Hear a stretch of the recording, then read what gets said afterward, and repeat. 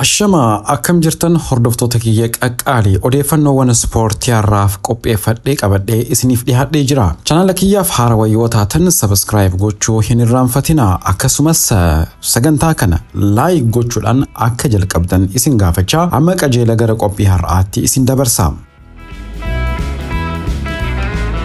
Arsenal taphata sarara fuuldura Sporting Lisbon kan tahe Victor Gyökeres jijjiiraadhaan fudhachuudhaaf gaaffii dhiheessee jira jechuudhaan gaazexaan Portugal kan Correio de Mania jedhamu gabaasee jira.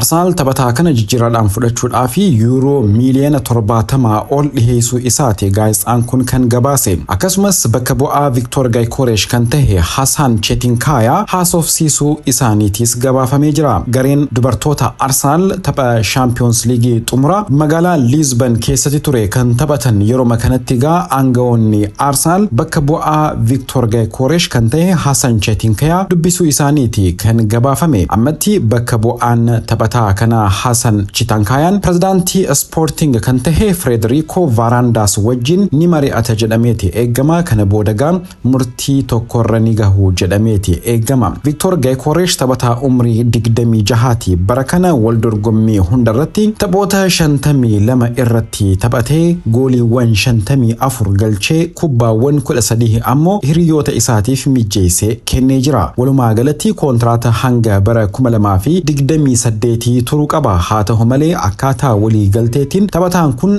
mallaqa gadi aanaadhaan kilabicha gadi lakkisa jedhameeti eegama. Arsenalis sarara fuulduraa isaa cimsachuudhaa fi taphataa kana harkatti galfachuuf sochii jalqabuu isaati kan gaazexaan Portugal Correio de Mania gabaase.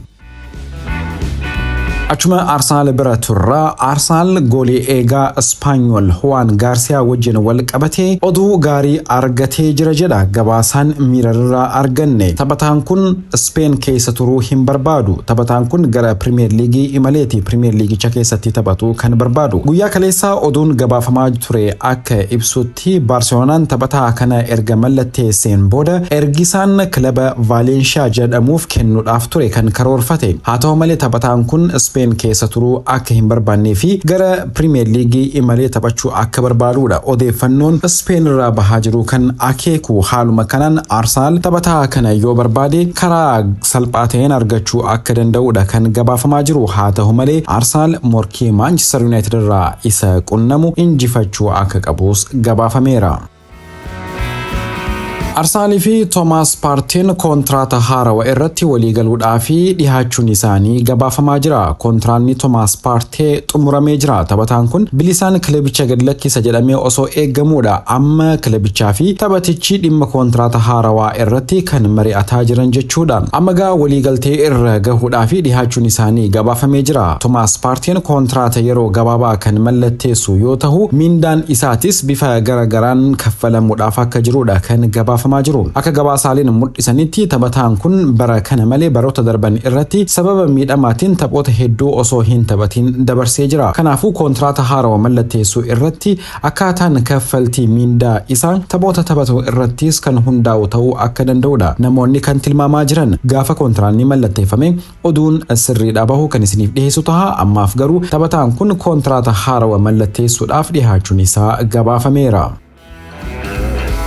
Manchester City taphataa Lyon kan tahe Ryan Cherki jijjiiraadhaan fudhachuu barbaada. Dhimma taphataa kanaatiin wal qabatee odeeffannoo jiru adda baafachuudhaaf kilabichaa fi bakka bu'aa taphataatiif gaaffii dhiheessuun isaa gabaafamee jira. Manchester City sarara jidduu isaa cimsachuu barbaada. Haaluma kanaan taphattoota garagaraati kan hordofaa jiran. Dabalataanis gaa taphataa sarara jidduu Nottingham Forest kan tahe Morgan Gibbs White illeen xiyyeeffannaa Manchester City keessa akka jirus gabaafamee jira. Taphataan AC Milan Tijani Reindersis warroota Manchester City'dhaan barbaadamaa jiran keessaa tokko akka ta'edha kan gabaafame. Walumaa galatti Manchester City'n taphattoota kanneen keessaa taphattoota lama jijjiiraadhaan gara kilabichaa fiduu akka danda'uudha kan gabaafame. Ryan Cherki fi Morgan Gibbs White bakka lakkoofsa 10 irratti kan taphatan yoo ta'u Tijani Reinders ammoo bakka lakkoofsa 8ti kan hiriiree taphatu jechaadha. Kanaafuu Manchester City'n taphattoota kanneen keessa keessaa taphattoota lama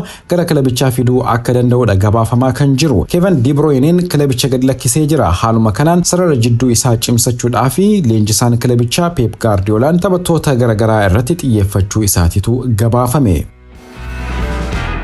Leenjisaan Napoli Antonio Conte kilaba isaa Napoli wajjin dhimma turtii irratti mari'achaa akka jiru gabaafamee jira. Antonio Conteen kilabicha gad lakkisuu danda'a oduun jettu bal'inaan odeeffamaa jirti. Kanuma hordofeetigaa leenjisaan kilabichaa Antonio Conte pirezidaantii Napoli Olerio Di Laurentiis wajjin haasawaa akka jirudha kan gabaafame. Antonio Conte dhiheenya kanagaa kilabicha isaa Napoliin jechuudha waancaa Serie A Itaaliyaa akka injifatu gargaaree jira. Haa ta'u malee kilabicha gad lakkisuu danda'a oduun jettus bal'inaan kan odeeffamaa jirtu. Kontiraanni isaa hanga bara 2027 isa tursiisa. Haa ta'u malee kontiraata haarawaa irratti haasa'uuf jalqabuun isaaniiti kan gabaafame jechaadha. Dhimma kanaanis wal qabatee waan ta'uudhaaf deemu kan odeeffanneetiin isin biraan geenyu ta'a. Odeeffannoon garagaraa akka mul'isaa jirutti Antonio Conte kilabicha gad lakkisuudhaaf yoo murteesse leenjisaan Juventus duraanii Massimiliano Allegri gara